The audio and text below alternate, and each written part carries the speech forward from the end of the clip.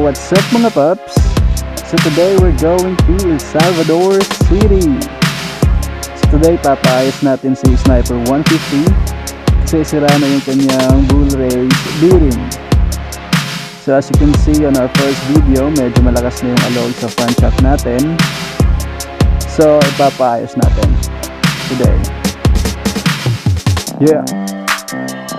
Now mga paps, pupunta tayo sa El Salvador City. Yun nga pala mga paps, nag-inquire ako nung nakaraan kung magkano yung bull race bearing nila. Yun nga lang, yung original is 1,100. Pag yung hindi naman ay 140 to 160 pesos lang. So medyo mahal talaga pag original. Kung may same problem din kayo sa sniper nyo, tulad dito mga paps, I suggest bilhin nyo na lang yung original kasi pang matagalan talaga. As of now kasi ngayon mga paps, budget meal lang ako. Medyo walang malakihang balance ngayon kaya budget meal muna. Bilhin natin muna yung temporary. Yung temporary permanent na. Pang 3 months lang nagamitan mga paps. Yung nangyari kasi sa motor ko mga paps ay medyo naalog na ang T-post ko at pag nag-high speed ako nawobol na talaga ang manubela. At pag may nadaanan akong lubak naglalagutok yung sa akin. At na-observe ko lang sa motor ko mga paps matigas na siyang iliko at minsan nalaban na yung manubela. So today mga paps, paparepair natin siya. So, let's go!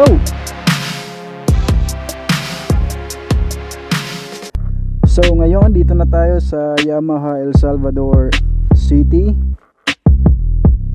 So, ayan mga paps, tinanggal na ng mekaniko ang gulong natin. Ito nga pala bearings natin guys. So ayan mga paps, natanggal na ni kuya ang lock sa headlight natin.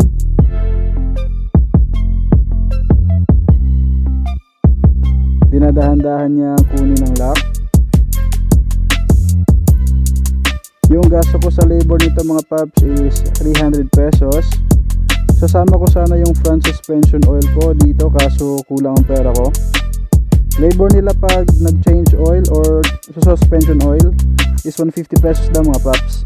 Tapos ikaw na bahala anong oil bibilin mo.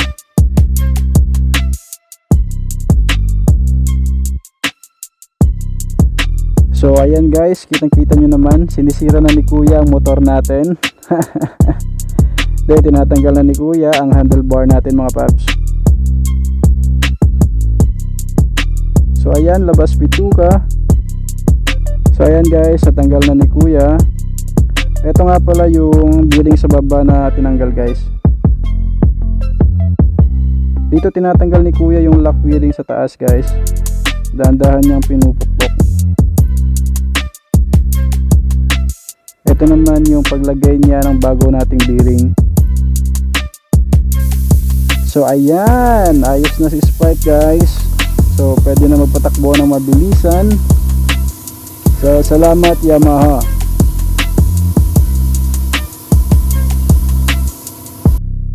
So ayun guys, tinitest drive natin siya. Okay na, wala yung lagutok at hindi na nag-wobble manubela.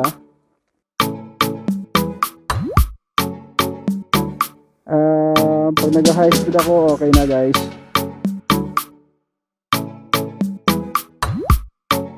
So tinest drive na rin ng mekaniko to bago niya ni-release sa akin. So, maayos ang panahon ngayon mga paps. So tara, washing muna.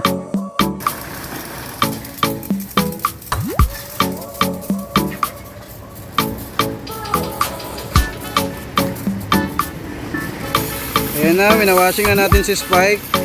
Boss, ayusin mo boss ha. Boss, ayusin mo boss ha. Yan ang gusto ko eh.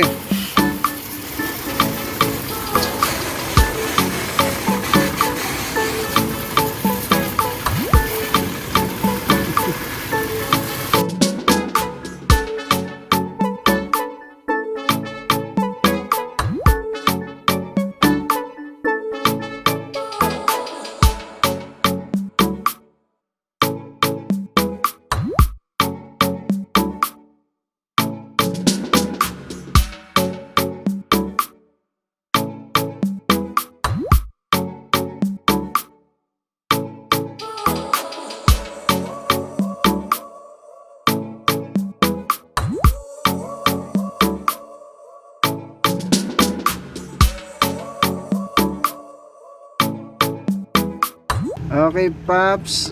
Ganito po pag-alay ng tawag dyan.